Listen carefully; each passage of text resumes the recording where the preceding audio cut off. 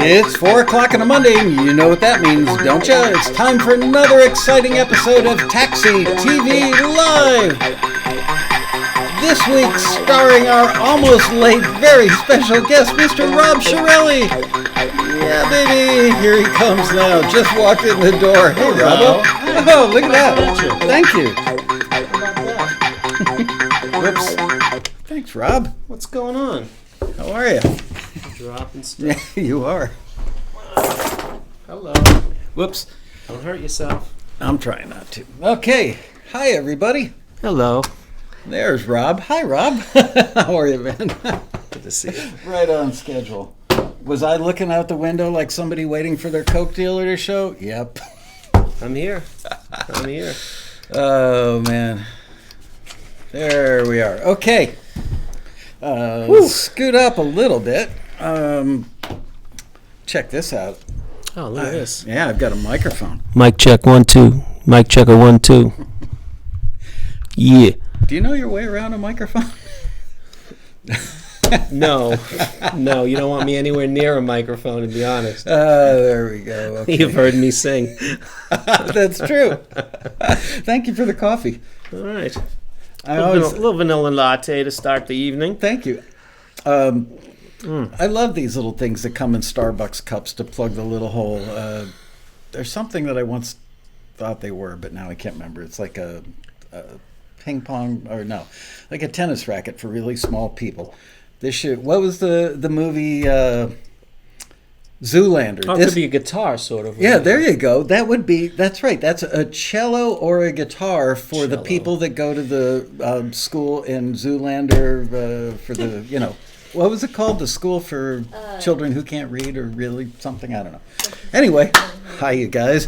Let's say hello. We got Vince Brennan, Lamar Pecorino, Marion Laird, Mojo Bone, Martin Frog, Joe Skutnik, Burr Shettles, Peter Rahill, Bob Lagrasso, Jesse J. Peck, Mark Plopper. Hi, guys. Anyway, Chiarelli is in the house. Excited to have him. It's been a year. What's up with that? I don't know. I know you've been really busy, so I haven't pestered you. Glad to be back. Yeah, I'm glad to have you back. I was driving in. I had a great idea. Really? I did. What was that? I think, let's see what they think. Okay. Would you be open or willing to, let's say, every time I come on Taxi TV, we like to give away stuff, but what if we really, like maybe not today, but the next time we made it really sweet, like we give away some really good stuff. Yeah. And maybe throw in a taxi membership somewhere in there to the guy who, like, I'm serious. I'm talking some good stuff, though. Yeah. Can we talk about that? Or would you consider it? Well, we do it at the road rally. We give away twice during the road rally. We give away like $3,000 to $3,500 worth of stuff. Oh, I'm not talking that type of money. I'm not like you. No, but we give away. I'm just a regular guy. Oh yeah, I'm so loaded. All right, so let's talk about that. We can do that. Let's make a really sweet thing happen. I want to make it a big event next time. We've actually done stuff like giving away a plane ticket to the road rally and given that away on the show. All right, great. I want to be part of that. I think we gave away an hour of consult with yours truly, and nobody tried to win. What?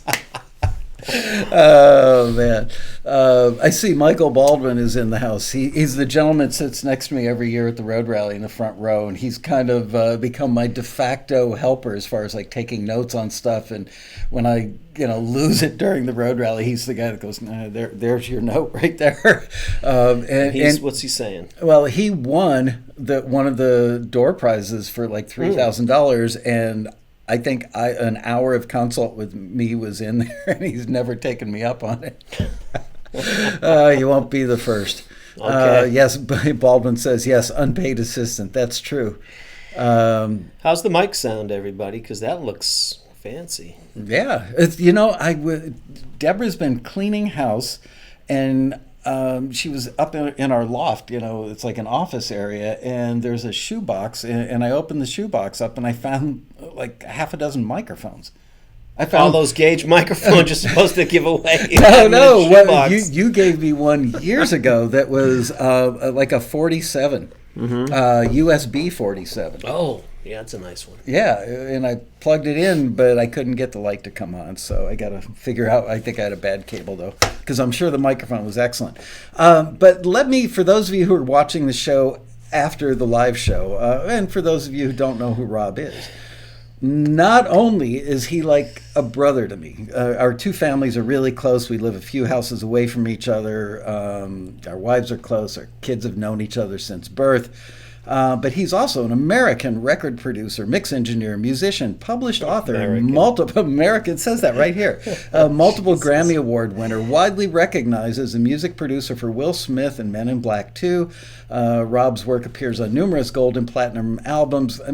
Numerous, it's like just like under 100, I think, and motion picture soundtracks, including 9 Grammy winners. Did 2 Grammys now? 2. Yeah. Can you believe that? Yeah, I can actually. You deserve it. You worked really hard for a very long time, and I'm absolutely, you should have had those earlier. As a mix engineer, record producer, he's worked with artists like Will Smith, Christina Aguilera, LeAnn Rimes, Kirk Franklin, Mary, Janet Jackson, Jermaine Enough about Jackson. me. You're embarrassing me. I know. Stevie Wonder, Keiko Matsui, Coolio, Ray Charles, American Idol, Pink, Johnny Mathis, Paula Abdul, Diana Ross, In Vogue, Ice Cube, Four Tops, Temptations, Yolanda Adams, Casey and JoJo, Madonna, Hillary Duff, Jesse McCartney, Ricky McCartney. This is like the last 22 years of Taxi information in an extended paragraph. Well, when you guys got up there and toasted me this year and gave me the award, which is sitting back there, I felt like I was at my own funeral. I literally felt like I was, in my own grave with all my best friends standing there eulogizing me, but I was still alive. Indeed, in full effect. Well, good to have you. Yeah, good to have you. Anyway, we're always happy when you can join us. But I want to start out the show today, and then we're going to get into the questions that the members have or the people in the audience have. But I got this email that Bria brought in. A guy named Tony DeStefano asks, why are people in the music industry so nasty? Music business so nasty? This is word for word what he said. I think it's because there are so many people out there that sing and play guitar and such that good customer service is out the window. No one cares about people like me. If I'm not a big Grammy winner, like you apparently, then I'm just a POS. Wonder what that means. The fact that I have 4 Best Song Awards, 5 #1 hits on the radio, really, 5 #1 hits, have interviewed on the radio and have written about 150 songs in 4 years as an amateur. Well, if you got 5 #1 hits on the radio, I would say you're probably not an amateur, Tony. Does not matter to people these days. And that I am known to have a great voice inside and outside of Nashville doesn't matter. That's why I'm getting the hell out of music. I'm a CPA. I don't need this expletive. It's worse than politics, which I've been in for many years. In fact, I'm also a lobbyist. Fun. You don't have to answer my question. I am only trying to make a point. And Michael Laska would say that I am, again, abusing his company for having the nerve to try his service and find out that it's not a good fit. By the way, I do Americana. Ever heard of it? The pros like me. This is awesome. He's got 30 great questions in here. Right. The pros like you tell me I do the best Americana they ever heard, and Michael seems to have no idea what it is. Well, thank you, Tony. Thank you for sharing that with us. Well, you know what it is because you've talked to me about it 100 times. Americana, that's right. And also, I've got to hold these guys up. Bria will stop kicking me under the table. Subscribe. Share. These are new since the last time. That's nice. I like that. Who needs Chiron when you got this stuff? That is a nice touch. And somewhere, I've lost one of them. What the heck? I've literally lost one. Oh, there it is. Like us. Okay, so let's jump right into the questions. Oh, what is this, Rob? This is a free piece of software. What do you get? You're giving away the Mixbus EQ today? Yep. Awesome. How about that? Awesome. I gotta say, Let's talk about that question. This guy's Before question. I forget it all. Okay. What did I do with it? I remember it. Okay. There it is. I can't. If I had my glasses, that would help. But I don't, and it won't. Let's see. Do I have any? No, we're good. No reading glasses. It's a funny thing about the business and its ups and downs can be brutal. We know this, right? Right. And I think that, reading in between the lines, we all get frustrated, and you can feel there's some frustration in there, right? If you've had songs on the radio and things on the charts and some measure of success, why doesn't anybody listen to me?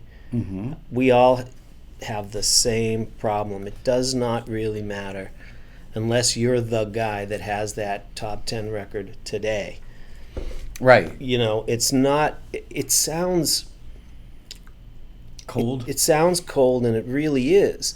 But it's just the nature of the business. The idea that, we always have to, reinvent ourselves. We always have to try to get just a little bit better every day. We need to get that next hit. We need to write that next melody.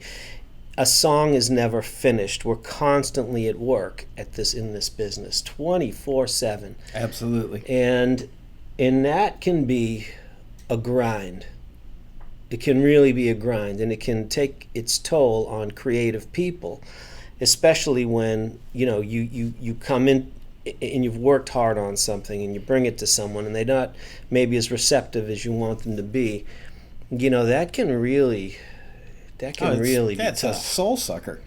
I'm sure you've experienced this, but nothing worse than going into a meeting and you think you've got a hit in your hand, and you don't play that card very often, where you walk in and go, all right, Mr. Vice President of the label, here's your next big artist, or here's your next hit song.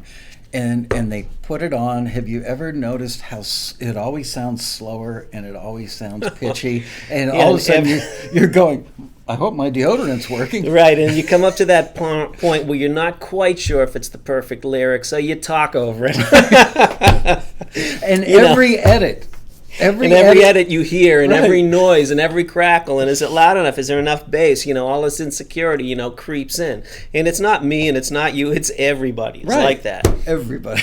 And the guys, sorry. That makes it very difficult, because this business is not a business of arriving at a destination. It's this journey that's just never going to end. Every day you get up, you write a song, you're standing on the edge of the cliff, it's pitch black, you're looking into the abyss, and you go anyway, day after day. And one thing many years ago, a good friend of mine said to me when I brought him an act, he just looked at me and he said, I can tell it's good, but I just don't get it. Mm. And I've remembered that because that was a real honest answer. And I thought, if everyone would be that simple about it, okay, you don't get it. It doesn't mean your work is bad. It doesn't mean the song is bad. It doesn't mean your production's necessarily bad. But when I listen to certain types of music, I don't get it. Some things I just don't get. And it's, you can understand something musically, but if it doesn't speak to you directly, meaning the A&R guy or the licensing person or the person who's trying to, in film and music and TV, they're looking for something that serves the picture. They're not looking for your emotional They're not looking for a hit. Thing. Yeah, they don't want a hit. They want something strictly that serves the picture. So they might not get it for what they're looking for. And then when I had, my label deal years ago, it's interesting because I was only looking for certain things. So my mind might have been closed to very good things that I should have, taken. But because I was singular in my focus, just wanting a certain type of artist, or we needed maybe hip hop, or we needed, a country thing or something, I wasn't really, my antenna wasn't tuned to even hear a rock thing. If you can imagine that, because, and I think if we keep that in mind, I try to keep things like that in mind, because there's so much rejection. It's not a rejection of you as a person, and it's not a rejection of you and your music necessarily. It just might not be the right fit. The Beatles got rejected 22 times. I mean, it's got to be the right thing at the right time for the right purpose. Yeah, and keep at it. Keep at it. Keep at it. Yeah.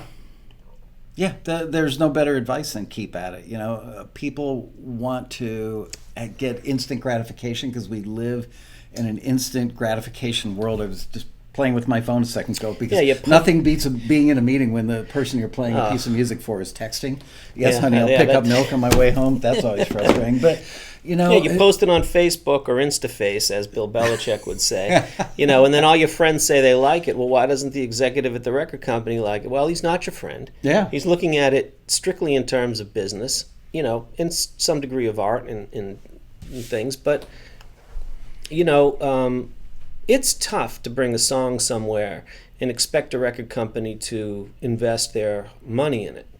And their time and their staff. Right. It's not just, here's a check, let's put the record out. Right. It's the record company. In the case of a record company and an artist, maybe they have to invest $1 million in that artist, but that single better break, And then, there's video people, there's merchandising people and marketing people. And then in the film side, you have, the music supervisor, and then the director has to like it. It has to get through layers of people. And, that's just a very difficult thing, and the stars have to line up, but they do line up. Take hope in the fact that they do line up. Oh yeah, they do. And people want to know, well, why did it line up for that person and that song and not me? Could be chance, but it could be that somebody's just working harder or gets a break. It's right thing at the right time. Right thing. Our members will go on the forum and go and do these analyses, I think is the proper word, of, I made this many submissions. Is that Latin, analyses? Yeah. Do you spell it with a V? Right, instead of a U. But is there a U in analyses? I don't know. People will go on there and say, well, I made this many submissions in this genre, and it took this amount of time. And we get people to ask that question, how many submissions does it take? It could be your first great one. It question. could be never. I got to tell you, that's a great one. It just came up last week. Nate, my partner, Nate and his wife Kaylee, great writers. Someone asked him, I've heard it's about quantity. Mm-hmm. And, should I spend, my time, getting this first song, as good as it can be, or should I, spend the same amount of money trying to get 3 songs complete? And he came up with a great answer. I wish I had it here, but it was something like, the quantity only comes into play when the quality is there. Like, you have to have that. And then when people recognize your brand or you as an artist or a writer as consistently bringing good material in, then the quantity comes into play, and it increases your odds of having success. Does that make sense? Yeah. Yeah. It's we will get to your questions momentarily. I know we're yammering. Holy smokes! It's 4:18 already. We're rolling. We are rolling. This is good stuff. But there's a library. I know many of the music library owners personally. Many of them are friends of mine, and one in particular, people's like, they respect him and hold him in high regard, but they talk about he's really tough. He doesn't take my stuff. It's not that he's tough and doesn't take their stuff because it's not good enough. He won't sign their material and put it in his catalog unless he thinks he can make money with it, because he doesn't want to tie them up. They don't realize. See, that's a good guy. Yeah, he's being merciful to them. I know it's a big word, but he is. He's actually looking out for them and going, why should I tie this up when I might get one request every 3 years for something like that? I want to put stuff in my catalog that I'm getting requests for constantly. Right. And that's a blessing, to find someone that's not going to tie you up or give you false hope about something until there's something maybe meaningful that he can deliver. Like that strikes me as like the perfect guy. Like, he is a really good guy. He's in that small circle. You know me well enough to know that I choose my friends carefully, and my industry friends even more carefully, because I don't want to associate myself with people who are scumbags. And this guy is a particularly he's got great business acumen. He's very musician friendly, and he conducts business in a very professional and gentlemanlike way. He's further to that email, there was something about the people in the business, and I find that the longer I'm in the business, it's an interesting thing. If you try to surround yourself, as you have for many, for as long as I've known you, with good people, it changes everything about your life and the way you are able to, have a measure of success, because, and I think the business is changing, where I'm finding the older I get that there are a lot of really good people around, and I feel like in this environment, it's not like it was 20 years ago, where record deals were relatively easy and the money they were throwing around was large. I think everybody kind of has to be extra diligent, extra nice, and look out for one another. At least that's what it's been for me recently, let's say. So I disagree that there are, I don't know if not with you, but in that question, right. I think there was something that hinted at, folks in the business being, can you hold that about 10 feet away? I still can't read it. But I think there are great people in the business. The key is to find the people who actually do the work and care about you, and it's not easy. It's like anything else, it's not that easy. And don't take a public forum. With all the social media that's out there now, it's so evil. People go on our forum, on the taxi forum, they go on other forums, they go on Facebook, and they say stuff publicly like, that music library sucks because they didn't accept their work. They're never going to accept your work now, and as well as other companies are going to be unlikely to, because they're afraid that you're going to publicly trash them. So just keep a lid on it. It's interesting. Smart. I think we're off to a good start, because I have one more thing to add from personal experience, and that is when Nate Cayley and I began doing, as you had suggested, writing for TV and motion picture and advertising.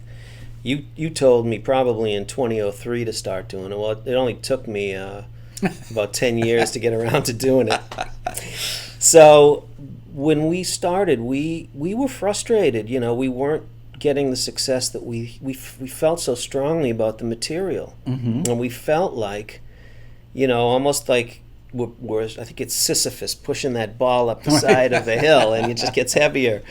And it became an impossible task. So, but what we decided to do is we would get together every so often, would talk every morning, and we would say, it's not them, it's us. We have to get better. And we would, anytime one of us would whine about something, it's not that. It's that we have to get better. And if we continue to get better a little every day, one day we'll get something. And the goal was to get one placement. And when you get that one, well, then this goal will be to get the next one. And then you maybe have two, and then the goal is to get the next one. But to improve every day, it seems like a simple thing, but it's really, really hard. And to actually look at the rejection as, okay, it's not right for them, and we can make these excuses, but ultimately we got to get better. We have to improve every day. And when we're good enough and consistent enough, then by the law of the universe, something is going to have to materialize. And that was our philosophy. And it took a while. It has materialized, has it not? It has. But, we're still pushing. But we're still pushing the damn boulder up the side of the hill, like every day. And every day we're on the edge of the cliff looking into the abyss. Every time trying I hear to get something happen. Every time I hear Sisyphus, I think of Tom Carvel talking about Cookie Puss in the old Carvel ice cream commercials. I have a limited scope. I don't get out enough. Anyway. Oh, by the way, can I get a ride home from you, or are you going back to Gordon? Absolutely. All right, cool. I told Deb she could take my car, and I would hitch a ride. So there you go. All right. Anyway, back to you guys. Uber fees apply. Oh, man, I'm not even going to discuss that today. Okay, so first question, and I'm going to take these in the order that Bria got them from our Facebook page, and I'm going to butcher some of these names, so I'm sorry, because the first one, Mary Niwola asks, what's the one thing that distinguishes a professional mix from an amateur good-sounding mix? The one thing. If there's one thing that makes a mix sound professional, this is not the answer you're going to want to hear. Brace yourself, Mary. It's the song. Yep. I'll take a great song with a mediocre mix over a great mix of a mediocre song any day. I completely agree with you. Let me rephrase the question. And I hope I'm taking liberties for you, Mary. If you had two identically wonderful songs, or the same song mixed by two people, one was an amateur and one's a professional, what might be the thing that separates? Because everybody always looks for why doesn't my stuff sound like it does on radio? Everybody wants that glossy, silky, punchy, awesome mix.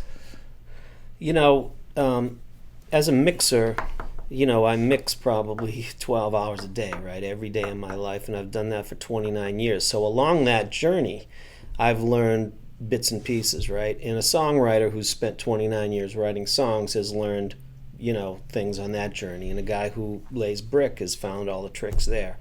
So it's tough to recreate those or to articulate the small differences that make up what I would consider to be a good mix. But one thing that comes up day after day at every taxi seminar, I'm going this weekend to do another one in the Bay Area, and it's going to come up, a similar question, which is, if I play the same song and one mixes 1 dB louder than the other, it will sound better to the listener. Mm-hmm. There will be something about it, even though it's just a slight level change. But if my song and your song are equally good and mine sounds louder in the listening environment, well, I think it gets received better. I don't think it, I know it from experience. And that's part of this level game we play today, is how do we get, the song to hit hard and to be loud. And I'm not saying that that's the best musical answer, and I'm not saying that's the best thing that serves the song ultimately, but that's an obvious thing that people can hear right away, is that the level ought to be competitive. And if it's not, well, that's just, you go from 100 to 98 and 97 and yeah. And the second thing would be, to make sure that the vocal is heard. Actually, let me flip those. You got to hear the vocal. You got to know what the melody is. I mean, those are the obvious things to me. Step number one is not making the mix loud. It's to make sure the sound and balance is correct. Mm-hmm. But assuming that's right and the vocal sounds good, and that we can hear what the melody is and the song is, is done. What would be the word? Positioned or. The arrangement is good.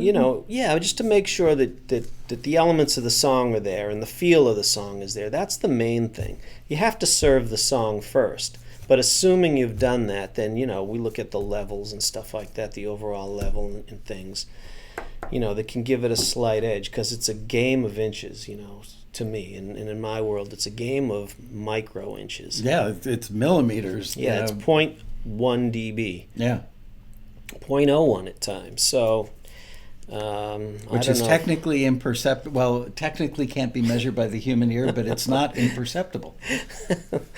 That's another whole taxi TV. Well, I mean, yeah. We should go to Gear Sluts and have that discussion. I won't touch that one with a 10-foot pole. Funny, about an hour before you got here, we were... There's a music supervisor that's become a very good friend of mine, and I promised him that I would check the stuff that was getting forwarded to him. And listening to the stuff, he said, make sure that the stuff, sounds good at a low level, because most of this is going to be used as background source material in scenes where the lead characters of this show are in a college bar. Mm-hmm. And they're having discussions about, boy-girl stuff, or did you go to the football game, whatever college kids talk about. And so I sat in here with Tom Stillwagon from our staff, and we were listening to stuff almost so low you couldn't hear it, and then brought it up a couple of dB. And it's amazing how much things change when you listen at that level and try and imagine, okay, so there's bar hubbub going on in the background and there are two people having a conversation. And the opposite of what you said about the vocal being served well in the mix, in this case, there were a couple of things where the vocal melody was loud enough that that would be all you would hear, and it would be fighting with the dialogue. So context. Got to is send important. that instrumental mix along. Yeah, so context is very important. And somebody does ask a question about stems later. So let's move on to Carol McComb asks, hi Rob, what is it that makes a vocal recorded in the early 2000s sound old? I'm referring to vocals recorded with great mics, a great mic, a Neumann M149, a great mic pre by a great engineer in a great studio. I can hear more compression in newer recordings, but not much else. Not much else is different to my ear. I also hear stylistic differences in singing, but it seems that can't be all of it either. Thanks. So what makes a vocal recorded in the early 2000s sound old? Got it. But the previous question, people will be surprised maybe to hear that when I mix 90% of the time, it's at the level that we're talking right now. Like, yeah. If I'm mixing at home and my wife is asleep upstairs, it won't wake her. You know, it's very quiet. And if you listen quietly and consistently, these things will reveal themselves level-wise. So what makes a vocal sound different from 10 years ago or 20 years ago or 30 years ago? Well, there's so many different things. So historically, you know, when I listen to something like, there's a great album called Frank Sinatra in Strings, which is an incredible album. And there's another one called Sinatra in Basie, a musical first. And if my life depended on it, I could not get a vocal to sound that good today. With all the technology, I don't know how they did it. I don't know how the big band sounded so incredible. I don't think I could do it, and that's scary. Even if you had Frank Sinatra, because what did he sang into a 67, right? I think. I don't know what he used on those. He could have used a 77, or I don't really know. He might have used one of those old ribbon mics. But that's the thing, is I don't know how they did it. They may have put a mic in front of Frank and a couple of mics over the conductor. I don't know, and that's something I'd like to, at some point in my life, discover. How did they do it? But the sound of the voice and the technology and the way people use compression and EQ these days has changed so much in the last 6 months, let alone 6 years or 60 years. These days, you know, we follow trends to some degree. If a song like Havana hits, right? So a friend of mine mixed that record, which sounds incredible. And, you know, the vocal has a particular sound. Well, you know, a lot of people will tend to follow that sound because it sounds new and fresh, and the song and the arrangement leads the engineer or the mixer to make creative decisions. And the arrangement of, you know, what Bruno Mars might do today is not the same arrangement as in the year 2000, let's say, Christina Aguilera was doing. Even Christina Aguilera today doesn't do the same arrangements as in 2000. Different synths, different sensibilities, sound systems have changed. It's like earbuds are better. You know, headphones styles are better. change. Right. And trends change, and kids are much more sophisticated today, I think, than they were when we were kids.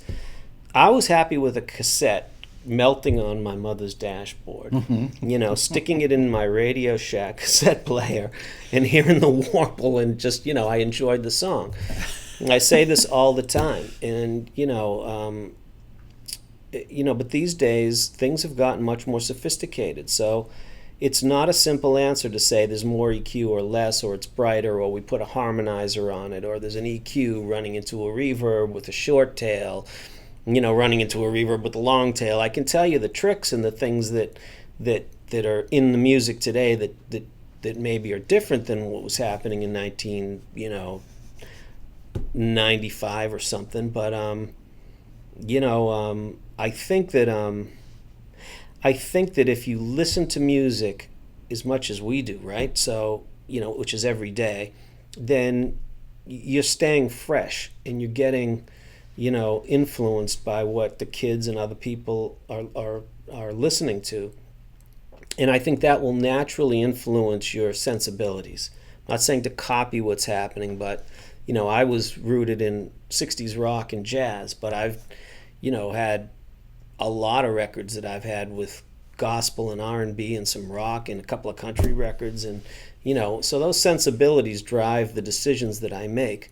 In terms of a vocal sound, there's no substitute for a great voice. In certain voices, just, when I listen to Adam Levine, like, that's a great modern voice to me, but he's been around for years, right? Mm-hmm. It's still set in Bruno Mars, right? Justin Timberlake and these guys, just you hear it and it's new and it's fresh and they have a different approach and the microphone reacts differently, the EQ and the compression reacts and the listeners in the room react and they make decisions differently. It's an organic process. So the short answer is...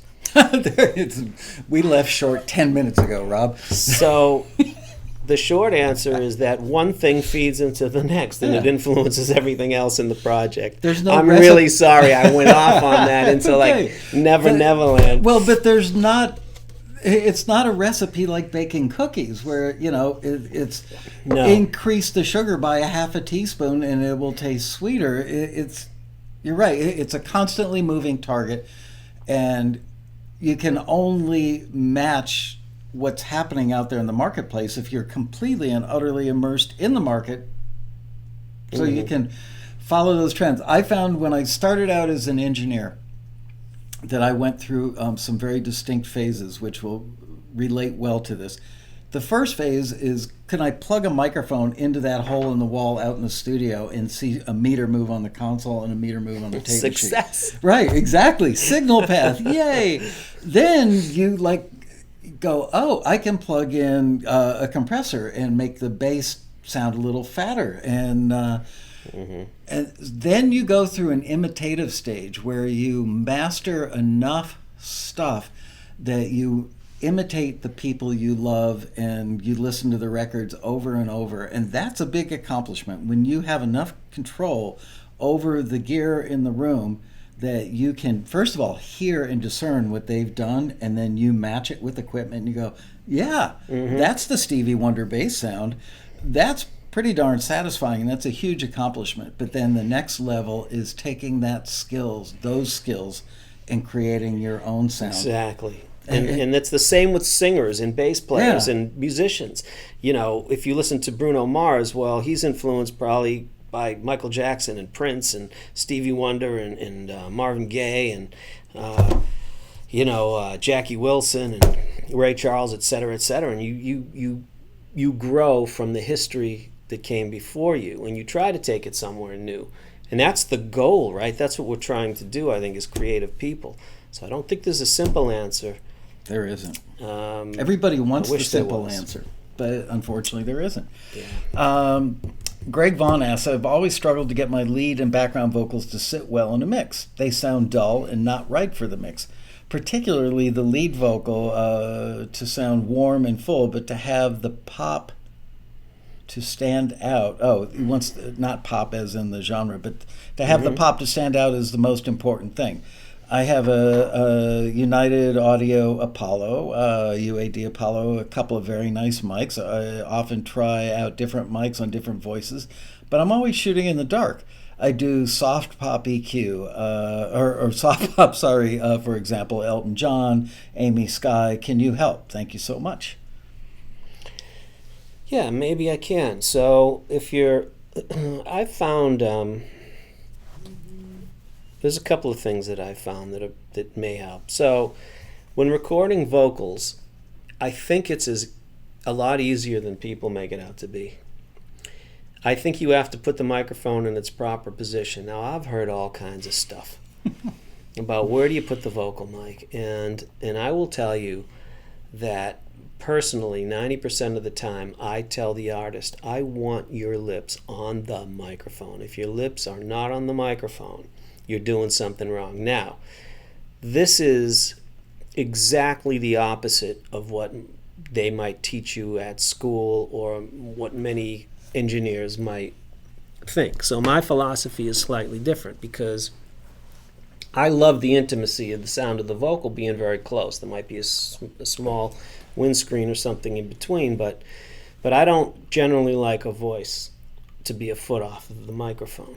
So the first thing I'm going to try these days is I'm going to get the voice right up there, and I'm going to set the preamp without a compressor and without any EQ. And I'm going to listen to that for a few lines. Mm-hmm. And then I might switch it to Omni because that's a whole nother sound, right? If you want that clarity and the openness, well, Omni is something that a lot of people tend not to try. Now I know why we're good friends. Yes, I was taught that early in my career. When in doubt, I just rediscovered it like this week. Like, oh my God, when in doubt, where go has Omni. Omni been my whole life? Absolutely. So you listen, and that changes the proximity effect. Mm-hmm. And depending on the voice, that might be a very pleasing thing. So that's number one. In other words, start simply, and if you have a good microphone and put in its proper position with a decent preamp, you really, then that should sound incredibly good. Then it becomes, all right, do I want to color it with a compressor, or do I just want to control the levels with a compressor? An 1176 will cover it, an LA2 will color it, but maybe some digital compressors won't color it, but they'll just control the level. Now, if the vocal sounds incredible, that's a first creative decision. And then are you going to EQ it on the way into the DAW? Well, no, not if I don't need to, right? If it sounds incredible, it sounds incredible. And just let it be. I find that when I get mixes, the biggest problem I see is that there's been too much processing on something that I can't undo. Mm-hmm. So I have to find creative ways to make it sound natural or cool or whatever. So think simply and get the most of the fewest things. You know what I mean? Get the most out of the microphone first, and then in the preamp, and then the compressor. Don't just assume you need to do a lot, because all the great vocals I've ever recorded, very simple. Like, I never record with an EQ. It's been since I was a kid. Like, I do not use an EQ when I record. It's about microphone selection, microphone placement, and if I use a compressor, that's rare, except for vocals or guitar. Yeah. Very rare. Maybe bass, but I don't know. I hope that helps. Yeah, I think people overthink it. Yeah, it's easy to do because you have everything in front of you, right? And it's so easy and so fast to use all that stuff now. Back in my day, we had to sit there and weave the wire and pour the copper. I had to walk 20 miles to school. That's right, in my bare feet, damn it. My bare feet in the snow. Oh, I know this gentleman. He's a great guy. Has a couple of songs I've heard that I love of his. Keppa Freeman asks, trying to get a standard workflow for mixing, and I get confused on where EQ, compression, and reverb come in.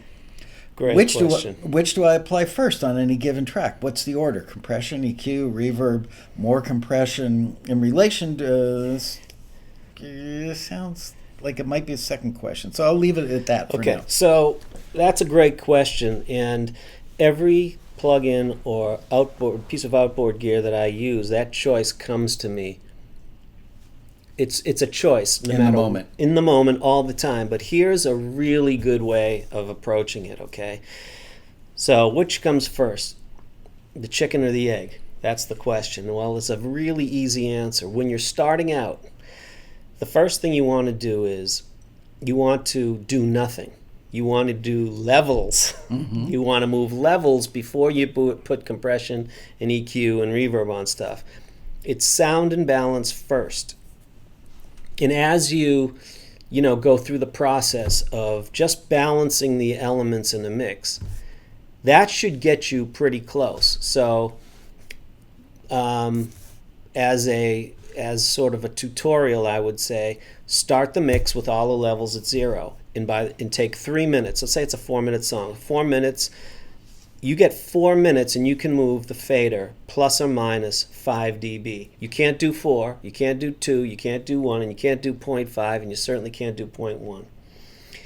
So decide which is the loudest thing and move it down 5. If it's still too loud, you can't move it until you go back to the beginning of the song. Okay. So you'll learn in the song and you're listening, you move it down. Let's say the bass is too loud, you take it down 5. You go back again, the kick drum's too 5. You move it down 5, the vocal's too soft, you move it up 5. And you keep doing it. Then the next time do it 4 or 3 or 2 or 1. And by the end of it, you won't have any plugins and you'll get a sense of what the balances really ought to be. And we're talking about, if you do those 5 things, that's going to take you 30 minutes. Tops, 15 minutes really. So if you do the levels, then we go at compression, EQ, and the other things.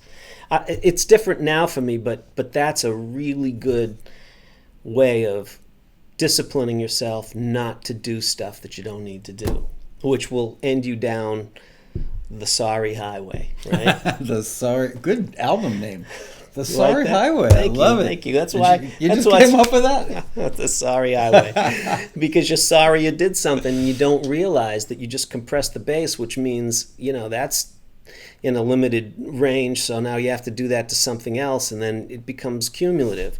But then the next thing is, when you put a compressor on after an EQ, as you boost the EQ, though that hits the compressor hard necessarily. Right. So if you're boosting, let's say 2.5K on a vocal to give it a little bit of edge, that's the frequency that's going to have the most amplitude. It's going to hit the threshold of the compressor and cause it to compress, and you're going to be compressing other stuff that you don't want to compress necessarily. Yeah, and so you're not going to really be hearing the EQ, which is fine as a tool, and I do that all the time. But as a habit of mixing and a simple rule of thumb is to say put filters first, meaning your high pass filter and your low pass filter, right?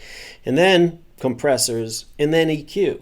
And then once you get those things mastered, meaning, here we are, I'm going to set up my mix, I'm going to do quick levels first, right? That's what most guys do. They don't solo the kick before they get to know the song. You get to know the song, you put it in quick levels. Okay, then the next thing, this one's, way too much bottom end. We might put a high pass filter on it. Then the next may be compression, and then the next thing might be EQ. And now we're really getting this thing in shape at that point, right? But we're not starting by EQing and compressing and then, a million layers. Oh, I know I need a chorus on that piano or something like that's later. Those are colors, right? But the essence of the mix starts with the levels, and then I would say filters, compression, and EQ until you really master that, and then start moving them around. If you take each thing and try and make it great, nothing will sound great. That's right. I used to spend time on a kick drum. Right. Man, I get the best kick drum sound. Listen to this.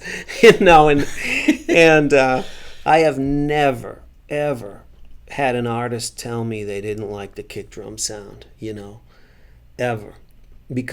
Or comment on it generally. It's usually, what's the vocal doing, and is the song, the songwriters want to make sure that song is coming out, so you have to serve the song first and foremost.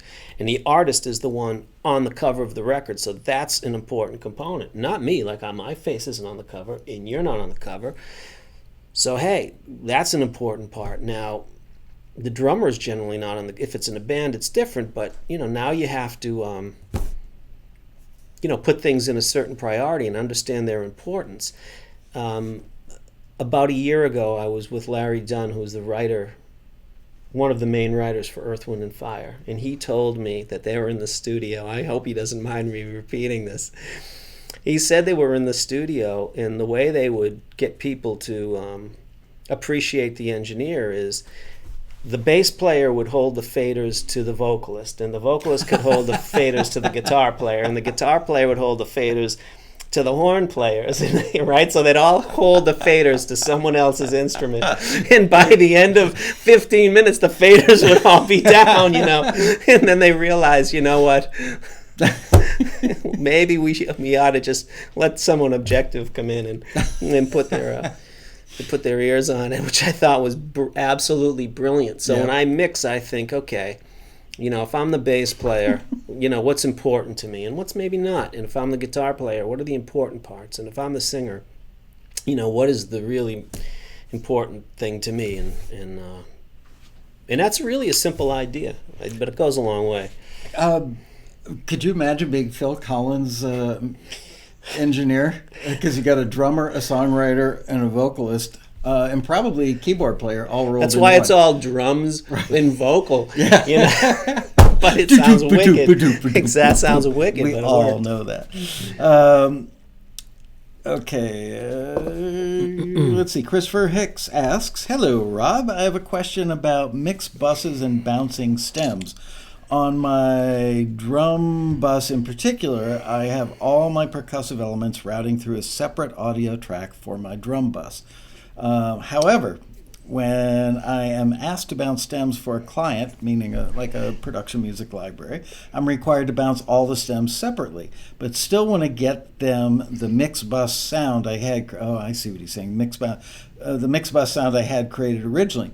I use Ableton and typically opt for the bounce all individual tracks. I know I could render each track separately in the DAW, but wouldn't that change the way all my drums are hitting the compressors?" I have to print stems all the time, and I use outboard gear, and the only way to do it is to solo the track and run it through the same signal chain that is on the mix. And it actually gets a few levels deeper than that. If there's compression on the mix bus, then there are ways to recreate that. And just for those of you who don't know what a bus is, we're not talking about a yellow thing with four wheels on it. The bus is basically, think of two rails, electronic rails, like train tracks going through the recording console, and they go to the master fader, which is the stereo left and right out. So he's saying he takes all his drums and runs them through those rails, which is an aux track for most people who use DAW, right? So all the kick, snare, the percussion, everything's going through a drum, maybe a stereo drum aux, right? Yeah. And he probably has a compressor or something on there. And then it gets to the master fader where you could have... there might be something on the master fader. Which is part of the problem he's describing, because if he tries to pull stuff out for a stem, then he's losing the master fader overall compression. Right, especially if people are bouncing to disk, which is a common thing in Pro Tools 12 and Logic and that stuff, I think. So, and if you have outboard gear, then that's another matter. So I got to tell you, the way to do it is in real time. The only way I know to do it right is in real time. You have to solo the track, you have to bounce it out, and it takes a hell of a long time. And even then, unless you are really aware of what's happening in the mix bus and know how to work around the compression that's in the mix bus, it won't ever sound exactly right. And I can't get into the details of that because now we're talking about, external side chains and stuff, right, which will get crazy. But the simple answer is you really do have to bounce them one at a time. So basically it's post-fader soloing that would also, it would include everything in the signal path. Yep, including your reverbs and everything else. And give you the compression that would be on the master fader. But the reason that it may sound a little different, it'll be really close if you do that. If you're doing everything technically right, it should be really close. The thing that would make it different, let's see if this old school guy gets it, is that let's say you've got three things all going through a plate reverb. So, and three or four things, a multitude of things hitting the stereo mix bus compression. Now it's just one thing hitting that compressor. Right, exactly. So it's not the complex stuff. Exactly. Right. So if you're going to have a pad that's playing and you want to solo the pad, or some quiet percussion or a loop that's super quiet in the mix, but on the mix bus, let's say it's a hip-hop song with some 808s that are going through the mix bus and it's hitting the compressor, well, that compressor is going to pump a little bit, and so is kind of the pad because it's also going through the mix bus. So there are ways to recreate that, which I do every day, but it's beyond the scope of what we could talk about here. So simply put, yes, you're exactly right. Of course I am. But in order to But in order to do it in 99% of the circumstances, I would say don't get too crazy about that. Solo the part, run it through. It's going to take a minute. It takes time, and I wish there was. If anyone knows a shortcut, not me. Me and all my colleagues, we all want to know. Like, wow. You're the guy. This. I just had a talk to a good friend of mine. It's like the biggest mixer in the world now, and we talked about that exact thing. And it's a drag to have to bounce things one at a time. I got into a very esoteric discussion one night with another engineer friend of mine on this very subject, and we talked about going back to stuff from the good old days, the ACNs, active combining networks, so that you get that effect of all the things that are hitting the mix bus. So, but the problem is that they don't just hit the mix bus, the reverb or the compressor. No, you couldn't have the dynamics hitting the mix bus without the sound coming through. So you can have all the ACNs in the world. It just doesn't matter. That's right. A trick, but yeah, I think we made it maybe more complicated. Solo each part that you need to separate and match run the it, levels. Run it in real time and let it out the door, and you'll be fine. And don't move the faders, kids. That's a problem that I see happening all the time, is that people go, well, this pad is really low in level. I want to bring it up so that my meters are kicking more. No, you don't. You have to leave it where it was. When making stems, yes. Yeah, when you're putting it back together, you want it to be at the relative level it was. Right, so if you take all the stems and you put them in a new file, which they'd be doing at the music supervisor might do, they might throw them in a new Pro Tool session. The idea is they put these stems up, they hit play, and it sounds like right. But remember, they're going to mute a vocal or they're going to duck something that they don't like. So it's not necessarily has to be 100% of what you might want it to be. I hate to say that, but in this digital age, if he wants a little more vocal, he'll turn it up. I mean, people know what they're doing. I wouldn't stress that little thing at all. Aaron Truman asks, how do you handle mix translatability?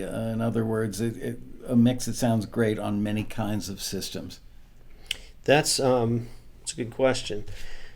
So what I do is, I've been mixing on NS10s for 29 years, and I just know those speakers so well.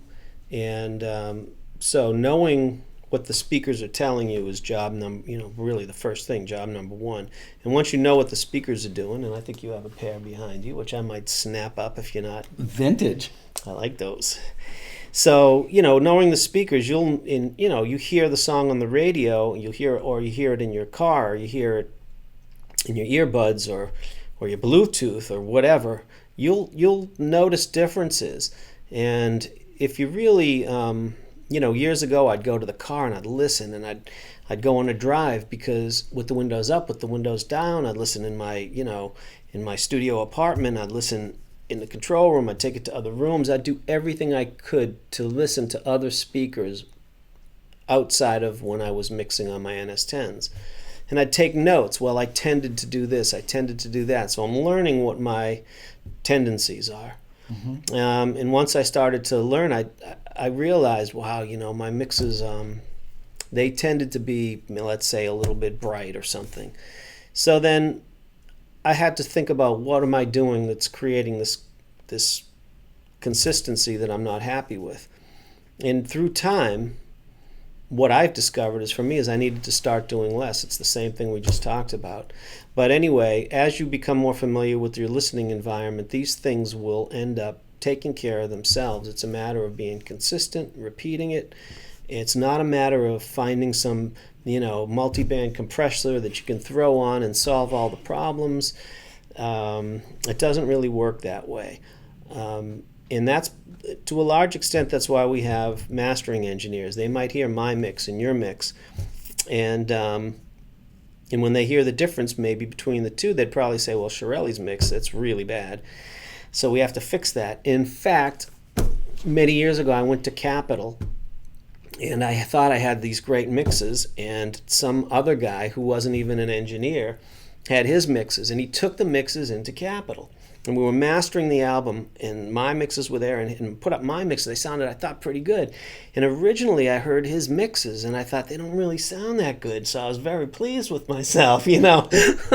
Same songs. But that's not different songs, but all in the same album. Okay. But then by the end, I heard what the guy did, and I was like, you know, he did whatever magic the guy did, made his mixes sound better in the end. I was so mad. I thought I went in there with the mixes sounding, you know, really close. But then for whatever reason, he put more time into the other ones, and it took on like this really interesting sound because maybe he had to compress them more or do whatever. And I thought, wow, you know, this is revealing. Interesting. You know, it's really you know, these guys, these mastering guys, many of them, I mean, they're just incredible what they can do. And I would not, if I feel like the vibe of the song is there and I think I got the mix now, really ever since that day when I think I have the mix, I stop and I don't worry about those, is it going to sound, I'm concerned about whether it sounds on all formats, if it's going to sound good. But I don't want to sacrifice anything if I really think I have it. But I have the luxury of knowing that it's going to a good mastering guy that's going to, you know, maybe bring that objectivity in and make changes, and I have to trust that. Do you get to choose who masters the records Sometimes. that you mix? What percent? 50. Okay.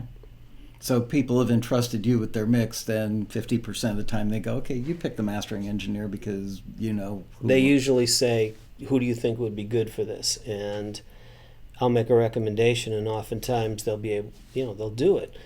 And then, you know, but over time you have clients that they get to know the mastering guy, or you have a hit with them and you don't change that, right? Yeah. So Herb Powers I've been using for many years, and I used Steve Marcuson for many years, and Ted Jensen and those guys, and it's all, and Bob Ludwig, I mean, on and on and on. They're all really great at what they do. But, you know, I guess that's part of the process. It's another long answer to a simple question. You know, none of these are add to dB answers. No, That's no. the things everybody wishes we wish there were things that, you know, easy answers. What Bruce Hilton asks, what do you do for cleaning up muddy low end in a mix in a home studio setting without expensive bass traps, etc.? You know, I have an answer to that. So, and this is actually a really simple answer. Okay. So a lot of home studios have this problem where, you know, there's something going on in the room. It usually comes down, here's the first answer. The first answer is be very close to your speakers. The closer you are, meaning for me, in my little writing room at home, if I put out my hands, that's where my right speaker is and that's where my left speaker is. It's at my arm's length. That's how close they are. Because I don't want to hear the reflections in the room. I don't want to be too far away. Whereas in the big room, if the console is from here to there, I have to get up and lean over the console. It's probably 5 or 6 feet away from me, right? But at home, it's probably 3 feet away from me. So number one, if the speakers are close, that will help. And number two is the biggest problem in rooms are the corners. So in this room, I can't really see it, but every time there's a corner, that's where you have all your bad reflections, especially where the ceiling, you know, meets, you know, the two walls. So right up in there, those are problem areas, and that's where you start to hear those high reflections, all of the corners. So we want simple solution is, you know, throw some fabric up there, hang some drapes. That's an easy, cheap solution of about $50. Yep. And then, you know, number two is, you know, there are all of these fabric panels you can put up. You know, that stuff is fine. But in terms of bass traps, depending on what your speakers are in the room size, that has a lot to do with it. But a great bass trap and a great way to absorb some of that is to throw a cushion couch in the back of the room, like that one right there. Yep. So those are good-looking, cheap things that aren't going to be a waste of money, and you'll know pretty quickly if you're headed in the right direction. And a lot of people make the mistake of taking their NS10 size monitors or going out and buying, you know, like Genelex or something, Genelex, where they'll take, you know, thousands of dollars worth of monitors. lay them on their side, put them right on the desk that they're working on. Probably not with anything between the monitor and the desk to isolate them. And what they don't realize is that the low end spills off the backside of the speaker, hits the wall, goes down underneath the desk, rolls around on the floor down by their feet, and that affects the bottom end they're getting, and so it gives them a false sense of bottom. Yep. And what I'll tell you what I don't like is I don't like the idea of those room analyzers and putting them on near field monitors. I'm not a fan of that. I'm just not a fan of introducing all that EQ and stuff. Yeah. I haven't. Yeah, that's not. I'm not a big. I don't share that philosophy. Pump the pink noise out and measure it. How do I get my mixes to sound loud and dynamic, not flat? This is Mary again who asked the first question about so louder and not a pro flat. mix versus a good sounding mix. But I think you covered that in the first question, the loudness issue. One of the things that kills mixes, though, is that a lot of people on the mix bus, they'll put a compressor or an L1 or an L2, right? That seems to be what everybody does to get their level. So an L2 is made by, the one I'm talking about is the Waves L2, Waves L3, the Waves L1. These are great hard limiters. But most demo mixes that I receive, when I hear the how hot the levels are, one thing I notice is the release time on the compressor is way too short. Mm-hmm. So number one is when you're limiting the mix bus, especially if you're new at it, start by not smashing it.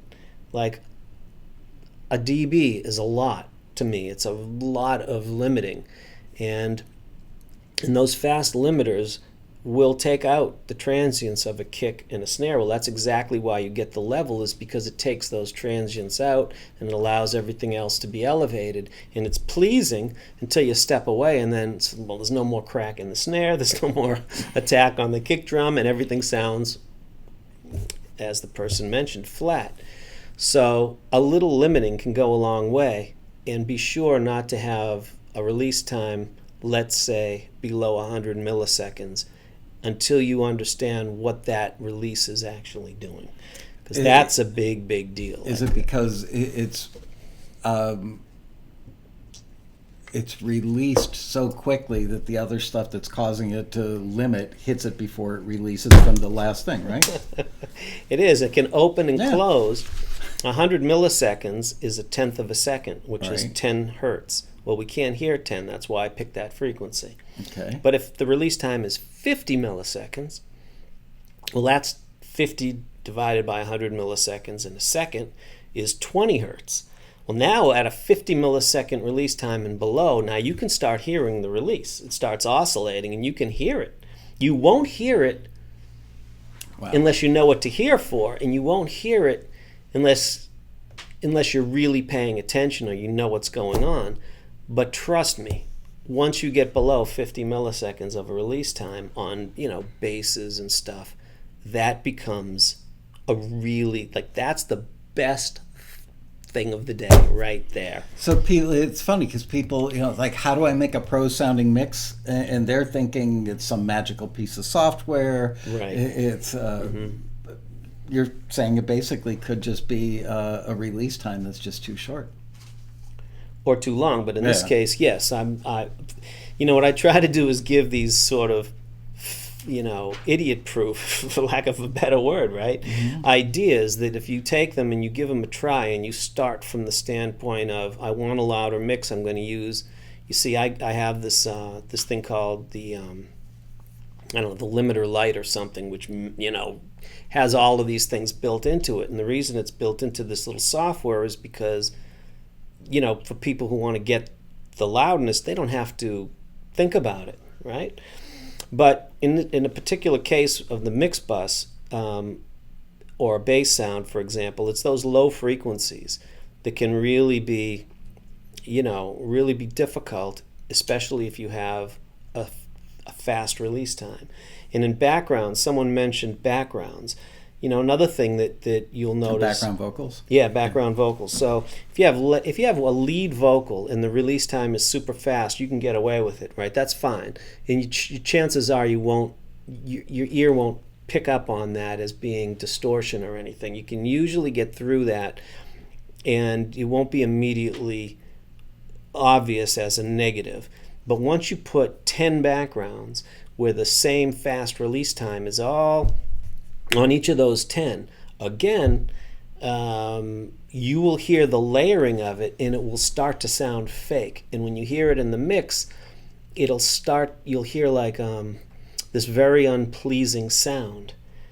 And I would say that if, again, on backgrounds, another simple release time is 100, you'll find that 50 works great, and 25 or 150, you'll find that. But if you start at 100, you won't be beginning with a problem. I promise that.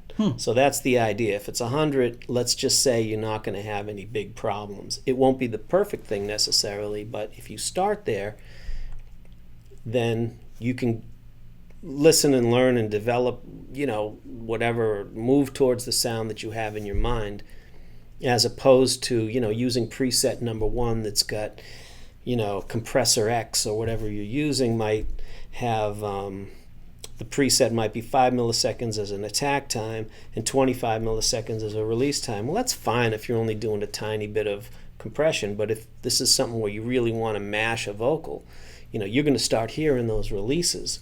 And as you layer your backgrounds, that's going to start sounding really unpleasant. You're a fan, if I remember correctly. You're a fan of presets, right? I think I'm not confused. I hope I'm not confusing you with somebody else. But you're totally confusing me. Yeah?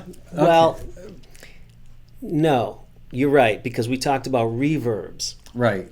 And I say this all the time. When I was a kid, I realized, like, you go into the keyboard store, you play preset 1, number 1, like A1, and like that's their best sound because that's where everyone starts. So the guys over at Korg, they're not stupid. They know that's the best piano sound. And then number 2 might be brighter, number 3 might be whatever. Lexicon, you go to number 1, 1. Mm-hmm.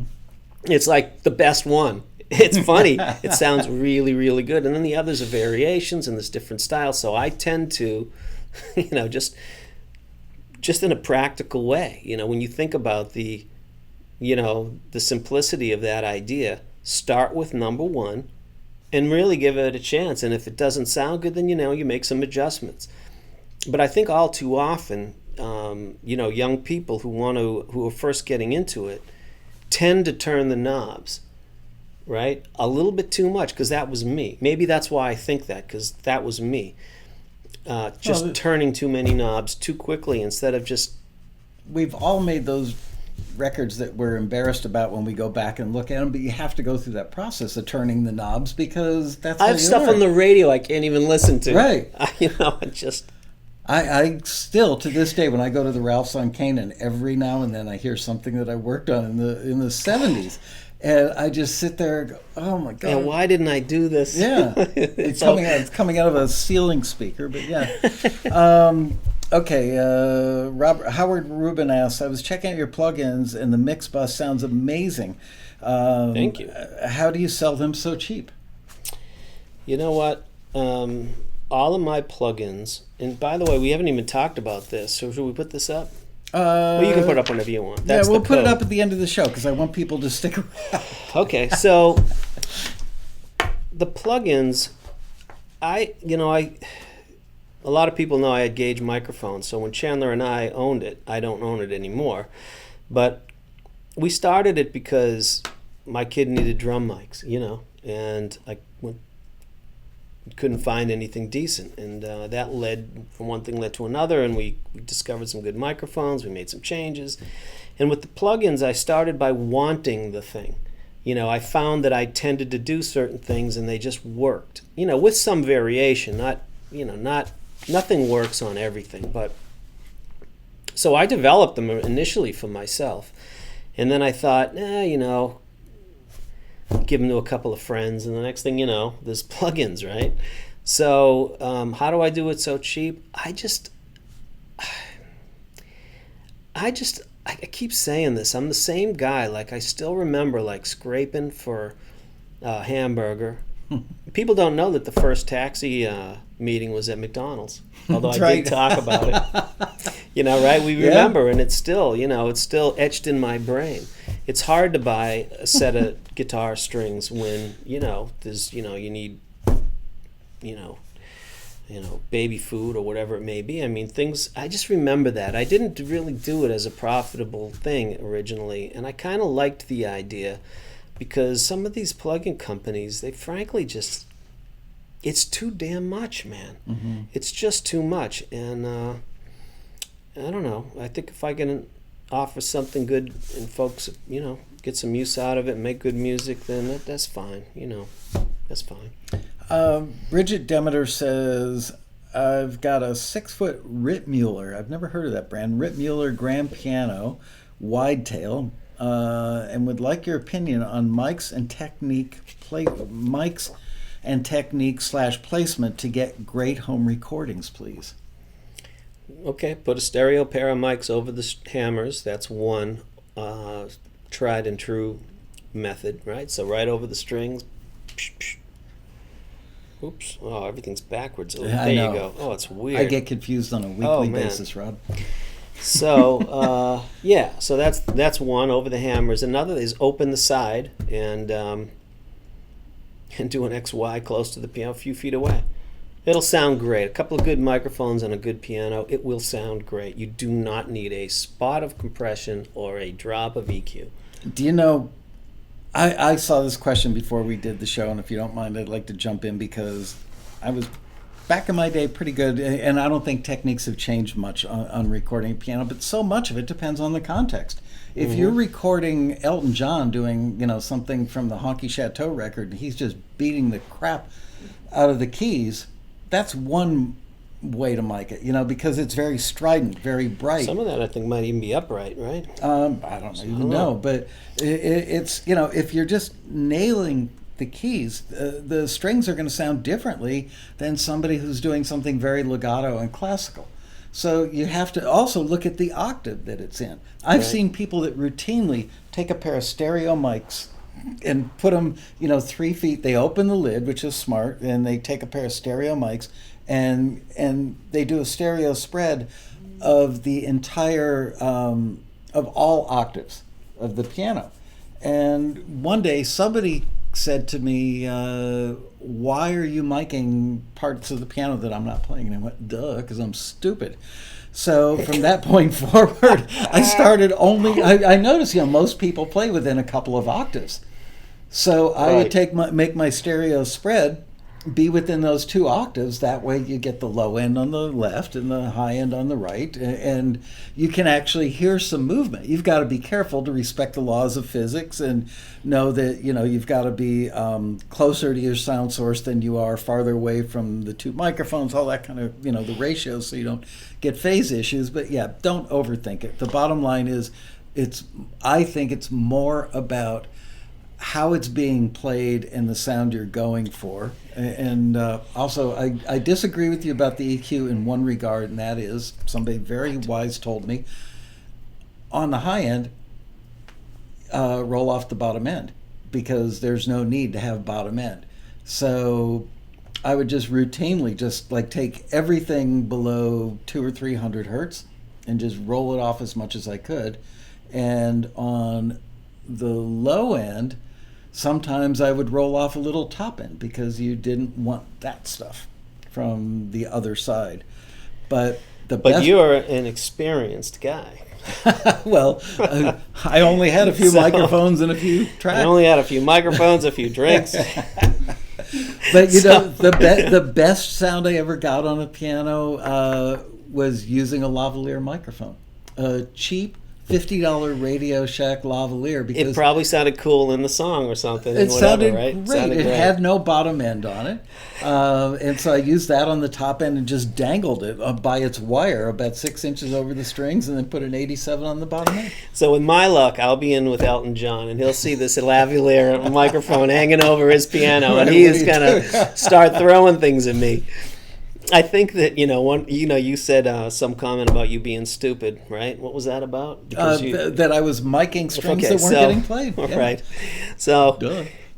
but okay, so I'm equally stupid as you because it sounds silly, but if most people don't take the time to listen to the instrument before they put the mics in place.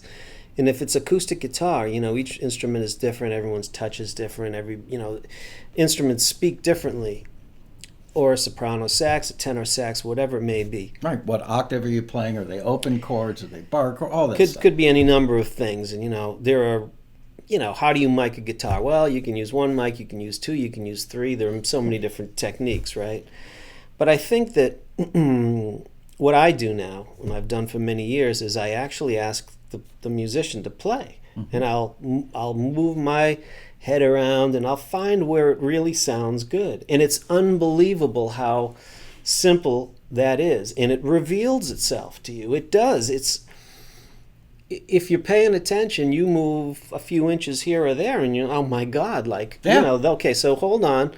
So we know where you're at, and now I know where it sounds really, really good. So I'm going to start right there. I'm not going to start in a random location, right?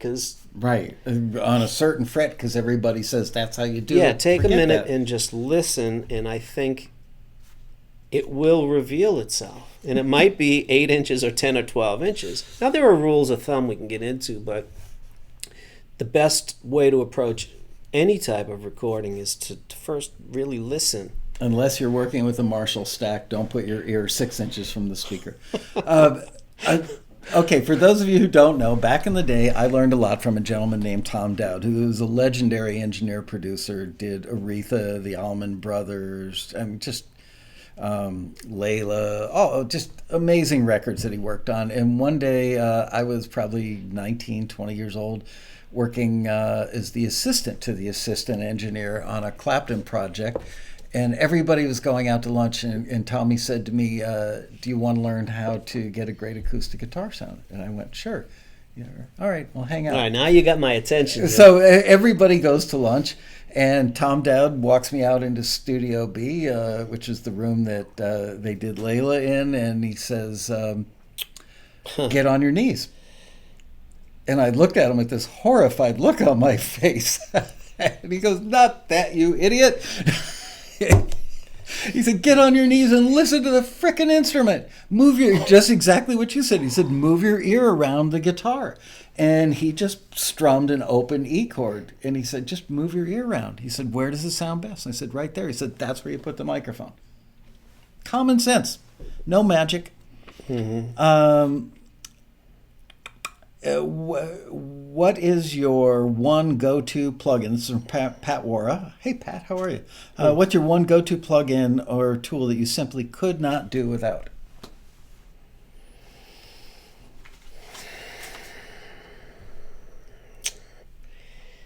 Sometimes I could do without all of them, but if there was one plugin that I would not want to do without, give me a second. I'll come back. Let me think about that a second. Okay. What do you think about using your plugins with GarageBand? GarageBand is fine. GarageBand sounds fine. GarageBand is mind-blowingly good now. I mean, yeah. GarageBand today is better than Pro Tools was 8 years ago. Yeah, you can record an album on GarageBand. It's frightening. Mary Brennan wants to know what vocal mic would you recommend for an in-home studio that has a price point not exceeding $2,000? That's a lot of money to spend on a microphone. Everybody, I get a question about what to invest in. Okay, so this is really interesting. I feel like, and I've always felt like, if you need the $2,000 for rent, then that's an unfair question. If you can spend the $2,000, then now we're in the neighborhood of, well, you want to make some pretty smart choices here. Now, I feel like one of the most overlooked thing is the preamp. So you can have a great microphone, And what most people do is they go to Guitar Center and they look at how many features a preamp might have, and they try to logically figure it out. Well, it comes down to a few things. You need to think in terms of not just the microphone, but the microphone and the preamp and the compressor. But if you can only get one, and the first thing you want to get is a great microphone, for $2,000, I mean, I'm basically a Neumann guy. I love Gage because I started the company, and the new owner's terrific, Jeff, who you met, and my old partner Chandler's still involved, and that stuff is, really reasonably priced. And I think it's great. But in the $2,000 range, I'll tell you what, I might be tempted to get one of those. I think the Neumann 149 is in that range, which is nice. I think there might be a reissue 67 for a little more of that, meaning a Neumann U67. It might be 2,900 or something. I don't follow the prices too much. Might be much more. I could be off base on that. I don't tend to like the U87. I don't know. Are you a fan of the 87? It's a good utilitarian mic that you can put on almost anything and it'll sound pretty darn good. But given other options, I didn't use them a lot. I would use it sometimes on overheads, which isn't saying a lot. And it depends so much on a voice, too, what you're going to record. I'll tell you, here's my recommendation. It just came to me. I would say, for about $800 or $900, I think you can get an AKG 414. Now, why would I say a 414? It's a pretty bright mic, and it's not the first choice of any vocalist, but it works with pretty much anybody, and I'd put that through a BAE or a Neve 1073. And there's your $2,000, and that will sound smoking. And then later down the line, if you want to improve your microphone, you probably, sell it on eBay. You might get socked for a couple $100, but then, you might get, a Tube 67 or something beautiful, one of those reissues or something. But I don't think you'll go wrong with that. And if you can't, I can make an entire album with a 414 and a Neve preamp. Yeah. I mean, there's no doubt about it. But I could also do the same with the U87 or 67 or many other microphones. I could make a record with GarageBand and a Gage ECM 87. Absolutely. I mean, absolutely. People really overthink this stuff, and nobody ever bought a record going, they must have used a bunch of esoteric gear. Nobody buys records for the gear. They buy records for the songs. Of course, nobody buys records anymore. But talking to us engineers, right, for me, I want an original U47, which is about $15,000, and, or a C12 or a C12A, which I love, and, or a beautiful M49. You're talking about big money mics, right? But who has the budget? That's why we go to these great studios that have all this stuff. And by the way, let's put it through a Fairchild while we're at it, right? So now we're talking about, major bucks.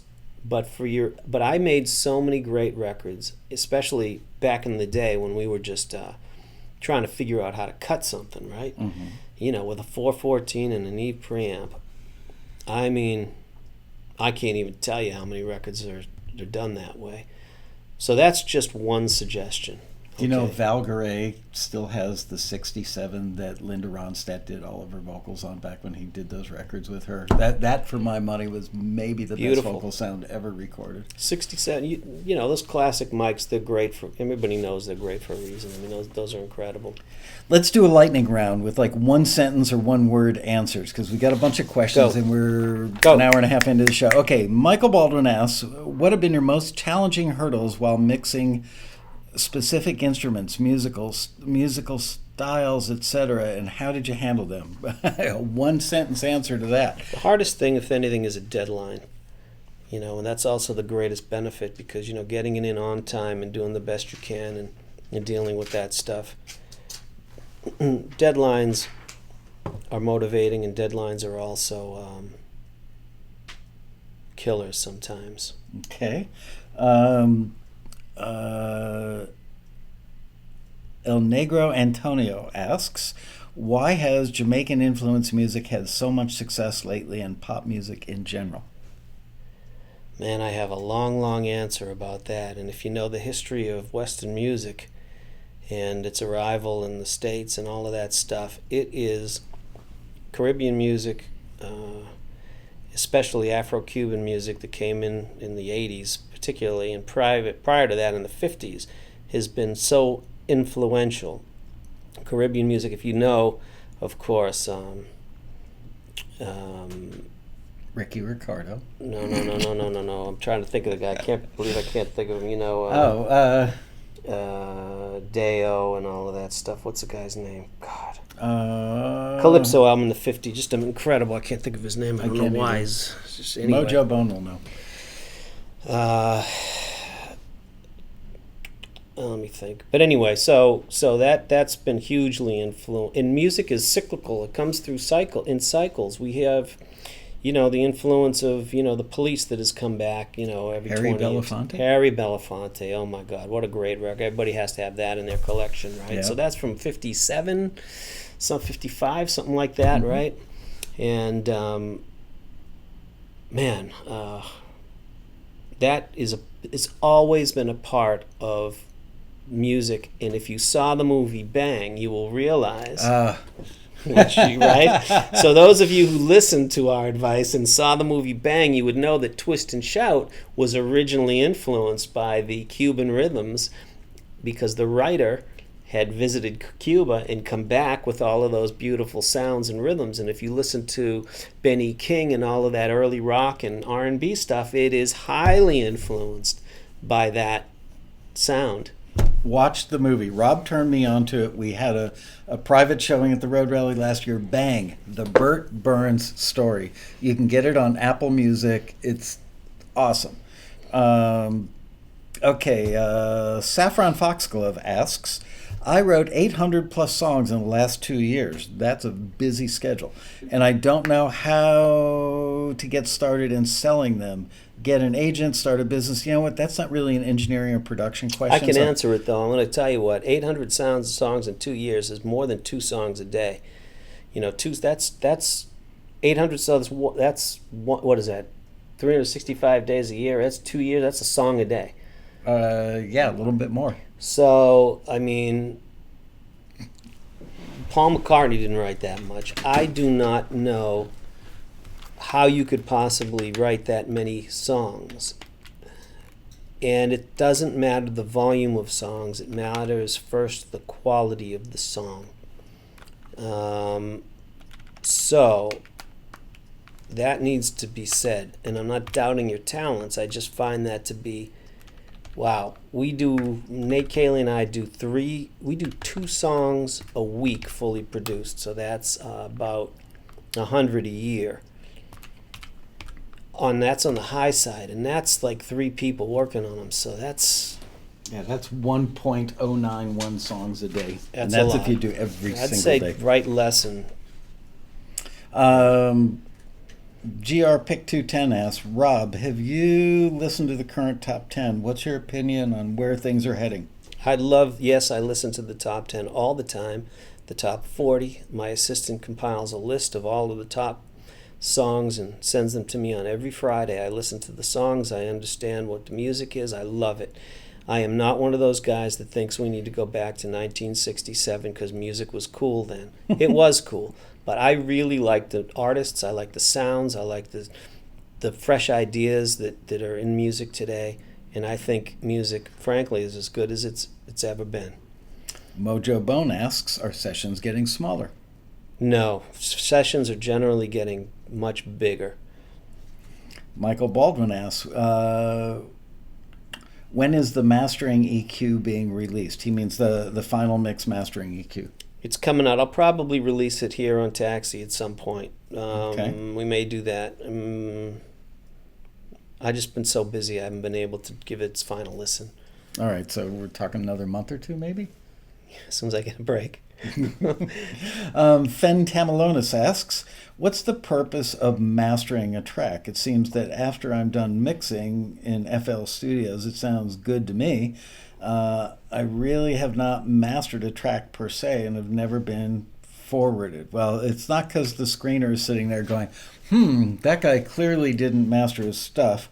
Let's not forward him. Or it. Right. The purpose of mastering is to have this is actually a good question. So the purpose of mastering originally was, it's changed over time, and so has a mixer's role, and so has a producer's role. All these things have changed over time. Today I view mastering as that final set of ears that are going to come in objectively and say, you know what, this thing needs to have a little more lower mids, or we need to reduce the high frequencies a little bit, and we could boost the level, or we could put a little more bottom end on it. They give that final listen, and their area of expertise is listening to the stereo mix. Mine is really listening to 150 tracks and making them make sense. But if I mix 10 songs on an album, or if I mix 5 and you mix 5, we're in different rooms at different times. They may not all be consistent level-wise or sonically. So the mastering engineer is going to come in, and he's going to put his ears on. He's going to try to match them and make it sound like a body of work instead of a bunch of individual pieces, if that makes sense. Yeah, it totally makes sense. Justin Mather asks, what are your thoughts on using analog summing mixers? Do you use one? Yes, Dangerous Audio. Which makes models do you recommend? Blah, blah, blah. Okay, Martin Young asks, what makes... Did everyone catch that? Dangerous Audio. What makes a good song? Honesty or performance? Both. L. Harrison wants to know, what plugins do you think works well for taxi submissions? For taxi submissions or anything else, it's whatever's going to serve the song, and it's not a simple answer on what plugin. Everybody, again, we said this before. If I use this plugin, I will get more forwards. Doesn't work like that. No, it really doesn't. I think if your level is up there, you got to make sure that your level is competitive. Because when someone's listening to your song and another, and they're making judgments and decisions, it's like all of a sudden the song is really quiet, they turn up the volume, and it strikes them as different, and that may be a good thing, but generally it's not. Just make sure your levels are okay and use whatever plugins are going to serve the song. And I might I use my plugins on every mix. Like every single mix I use my plugins, not just, I use Wave stuff, I use Universal Audio, so when the guy asks what's your favorite plugin that you cannot do without, I still don't have the answer, because I don't think it's about the plugins. I just feel like if I had to mix with the stock plugins that you get in Pro Tools, like the EQ7, I think it's called, and then there's a comp limiter. It has an attack, it has a release, it has an input and an output, and the EQ has 5 bands. Like I'm fine with that. Mm-hmm. Like I know if I want 1K, I'll turn it up. I don't need the Pultec version of that. It might help me, but I don't think that will. It's a tool. It's like, well, how many screwdrivers do you need? You really need a couple. You need a Phillips and a straight, and you might need a utility knife and a hammer. And everything beyond that kind of makes your job easier and quicker, and we want the right tool for the job, etc. But it's not. It's the carpenter. It isn't the tools. You need them both, but it's the carpenter. It's the carpenter, not just the tools. Remember that. That's the most important thing I think you've said all day. Robbie Hancock asks, this is a great question. What's the best way to find more clients as a producer in your local area near your studio, or perhaps online? I've never gotten a single job from Facebook, InstaFace, Facegram, or any of those social media things, and I have got to tell you, I have cut them out of my life almost completely. So that I know I'm different, but most of my projects I can't even talk about on Facebook. I can't say, hey, I'm in the studio with so-and-so. So it gets me nowhere. So I don't find that to be helpful in my life. I think the best thing you can do is do great work and do as much work as you can with great people, and word will tend to spread. It's all been word of mouth my entire career. Somebody liking my work. You were probably the first, right, to get me started. And a guy named Gary Vandy from Florida. Oh my and God, then, Gary Vandy. There was another guy, and of course Jay King and Reggie Calloway, and they thought I did good work, so they recommended me to others. And that's the way I think to build your career. I don't know about advertising because I've never really done that. I spent an hour and a half on the phone with Margie from Criteria, Margie Curry, who I worked with at Criteria. She was one of the two people in the front office that assigned engineers out to projects and stuff. It was so great catching up with her the other night. She's been like a sister to me for 40 some years now. And I should mention, because I just thought of the great Craig Burbage, who gave me my start here at RLA, right? Yep. And so on. So these guys, I think it's important to do great work and find, people who pursue excellence, because it's not just about what you do. You also have to be surrounded by great talent and a great team, whether it's an artist or an engineer or a producer or songwriters. It all works as one. And I've found that like, I want to be in the presence of people who are extraordinarily talented, and I've been lucky to be in those situations. And well, you earned that too. I mean, some of it's luck. Well, I'm trying to earn it every day. And if you listen to Tom Brady, he says the same thing. He's trying to earn it every day because he feels like one day he's going to wake up and he's going to be the backup quarterback. You know, and I feel the same way. I'm just trying to do the best I can every day and let the rest of fall into place, I think. I can answer your question, Robbie. I've got a suggestion for you. Teach production to the people in your local area.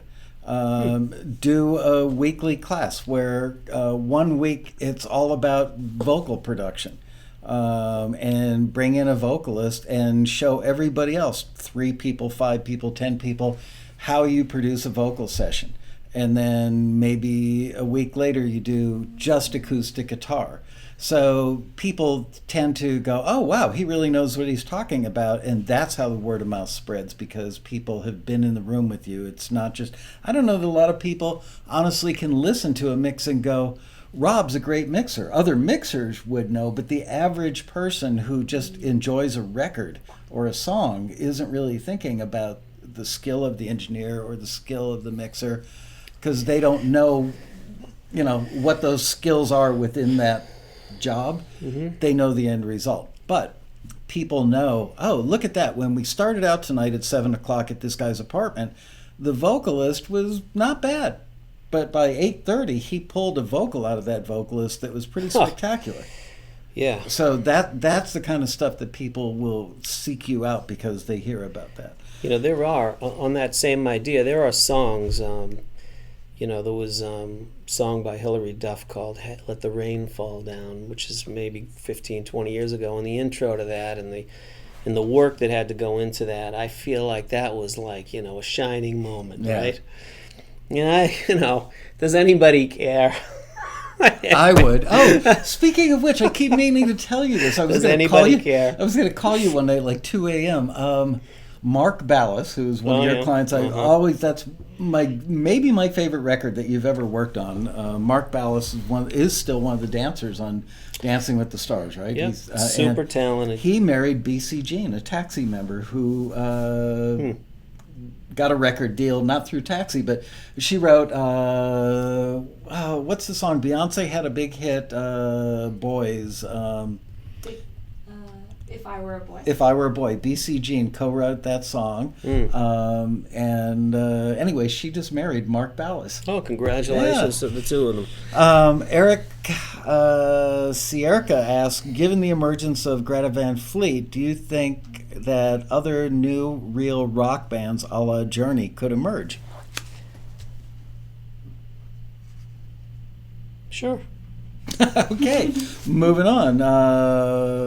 Lori Ladismaki asks, was there a turning point in your career? If so, what was it? Clearly the day you met me. That's one of them for sure. The turning point in my career was when I stayed home, when I stayed in L.A., rather than going home for the July 4th holiday, and I met Jay King.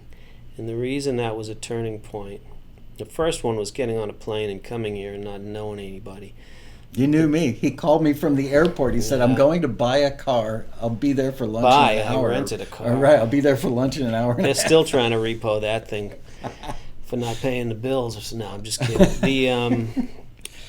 The turning point is in anybody's career. Forget me. The turning point is when you commit to it. And when you commit to it, the next thing is that someone actually has to take a liking to you or your talents and abilities and take you under their wing to some degree. I believe those things are essential. Like, you have to commit to it, and then someone has to, for whatever reason, help you. You did. Burbage did. Derek did, Nakamoto and the Callaways and Jay King. I've got a list. And today, there's others, even to this day, that take a liking to me. And you've paid that forward many times over. This is I try. What people don't know about Rob Lord, is he's had a succession of assistants that have gone on to do some great stuff. The ones who stuck it out and gave him the kind of effort that he gave it when he was starting. Those people have gone on to do great things, and that's the greatest feeling, isn't it? I always loved it when my assistant engineers became first, and it's like watching your kid win the All-Star game in Little League or something. It's satisfying to find that that people that you've worked with and you like and you've helped, that they do well, and that you remain friends in the business, and you see one another, and we get together twice a year on. Many times, but at least we still get together twice a year after 35 years of knowing you. New Year's Eve and 4th of July. And I'm going to go up to the Bay Area to see Jay King because he asked me to speak at his event. So, and I see Reggie Calloway and these guys, and these are meaningful relationships, And so commit to it, and then I think it's important that that somebody helps you. I think you need the help. I think a person needs help. Speaking for myself, I needed the help, and I was, blessed beyond measure, really, for being fortunate to meet good people, Let's give away the software. Also, you know what? One of these days when you come back, bring Tom with you. I think it would be great. Tom is, let me tell you something. Tom, my last assistant. Yeah. Right? So Tom has been with Kanye West. Yeah. And now he's out with Sigur Rós. How do you pronounce that? Sigur Rós, yeah. Sigur Rós. He's on the road in Designer. I think it's Designer. So doing live stuff? I think he's recording their album while they're on the road. They're doing all that, and I don't want to say too much, but talk about a great guy, right? You met Tom. Yeah. We did the rally a couple of times, and he was just one of those guys, a very hard worker, a very talented guy, a super honest guy, and Rob is tough. You're like working with Joe Jackson, the father of the Jackson 5. You hold the bar really high. You're very not so bad. Well, not so bad. So you don't beat people. Now. But Rob is intense, but it's you can see that it comes from love. He wouldn't give a damn if it were for somebody that he didn't care about. You want to make sure people learn, and this is an ongoing thing. Well, we've talked about this. Like, I want, people gave me the opportunity. They've given me, they've mentored me, and I've learned from a certain school of thought. We have certain ideas that we think about music and how music ought to be created, and it's important to pass those along to the next guy so they can have success. Yeah. I'm not one of those guys that thinks that you should grab a Fruity Loop and twist it around a million times. Like, I like people who can play instruments, that can act, that have studied a little bit. So there are certain things that I like. Not everybody has to agree with that. And I like to, when I look at engineering, I think you have to be well-rounded. You have to understand microphones and compression and hardware, not just computers and software, but in music. So there's a lot that goes into, I think, becoming a successful person in the music business. And everybody, when I look for an assistant, I look for those things, and they have to be a stand-up guy, a good guy that that actually I feel like has my back at some point, Right. on a big level, and that we can be friendly and work together. And my obligation to these guys is to teach them in the very best way I can. It's not to tell them they're great every day. It's to let them know that things can be done better. And with Tom and everybody that's ever been my assistant, very quickly they start teaching me stuff that they've discovered. And this is like the beauty of certain guys. Like, they'll find stuff or discover stuff on their own, and they say, hey, Rob, check this thing out. And then I learn. Yeah. Right? Because once we get in the room and they understand like the general philosophy about how I like to make records, and then the people that I work with, and they meet, the artists that I'm working with, and they see that, okay, it's not just me that thinks this way. It tends to be guys that are pretty successful, right? That I'm learning from. And then they become, the light turns on and the door opens, and they get becomes ideas. The teacher. It's grasshopper. But it's a beautiful thing. It's a great thing. It really is. I remember the moment with my assistant. Probably, I had two favorite assistants, I think. It's three. Robert Cordy, Paul Kaminsky, and Vincent Oliveri. And I remember their names 40 years, 30 years later, because of course you do. They were all guys who taught me. Once they knew the room, they would lean over and tell me mistakes I was about to make. They'd go, the black button. Yeah, and my team today, it's Nate and Kaylee and James Koshin, who's a taxi guy. So these like, I'm learning from these guys every day, every single day. Well, okay, so we're gonna give some software away. Tell them what it is, and I'll hold up the code I'll hold up the code now. There it is. Okay, so that's a mix. What do I call that? That is. You call that the mix bus light? No, the mix bus EQ. So this is great. I think, if I'm not mistaken, there's a bundle of 3 in there that they all look the same, but they have different, slightly different controls. But this is, this is available to anybody who wants to enter the code Lasco Rocks. Make sure you get the W in there. People commonly misspell it. And this is that code will be good for a couple of days because this video is going to be on YouTube forever. Sure. I'll put this up for, when do you want me to end it on? So today's Monday night on the East Coast. We'll probably get another 400 views tomorrow. Okay, so we'll put it up. We'll end it Wednesday night, midnight. Okay, Pacific time. All right, but I can't take emails if you miss it. We're not able to then activate a code and answer all of that stuff. So you actually have to watch the show, And by the way, I know people always love Rob when he's on the show. He's one of the most highly adored guests. And his email... Adored? You are. People always tell me, I love it when Rob's on the show. And they should, because you're real. You're grounded. You're not like, smoke and mirrors boy. But, and his email address is pretty easy to find. Seriously, we couldn't be any closer. And we literally live 4 houses from each other. That's right. I could call him at 3 o'clock in the morning and he wouldn't be pissed. He'd be concerned, actually. Yeah, no doubt.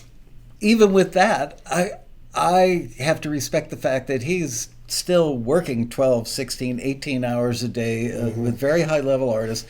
And you're going to email him, he's not going to be able to respond, not because he's a jerk and won't take the time. My wife answers a lot of the emails. It's just... we want to give the stuff away. I have an assistant that does, but what happens is we give it away, and it's a really easy thing. Like, I'm happy to do it. You enter the code, you put it in your cart, you enter the code, you get it for free, because it's so easy. It's an easiest thing for me to do. Feels good. But then I wake up one day and, hey, I missed it, and there's like 35 or 100 emails that said I missed it and I'm late. So answering that, wait a minute, now this is going to go on, because then a new code has to be created, has to send to the guy, you have to do it, you have to turn it on, it becomes difficult. That's all I'm saying. So don't wait. How about that? Yeah, don't wait. We get taxi members that, we had a listing, I don't know, a few days ago. It was for a $200,000 commercial thing. And it was a biggie, probably the single biggest one we've ever run. And we said, where it cuts off at noon, don't be late. And sure enough, people, it's like, no, we had to get it to the ad agency by a specific time. And Yeah. You know, my dog ate my homework. We got a lot of that. And it's sad. It's heartbreaking. So with that, I want to thank you guys. I will not be able to do a show next week. So we're on hiatus next week. We will be back in 2 weeks. And when we come back, do you know what the date is in 2 weeks, Bria? Let me check them out.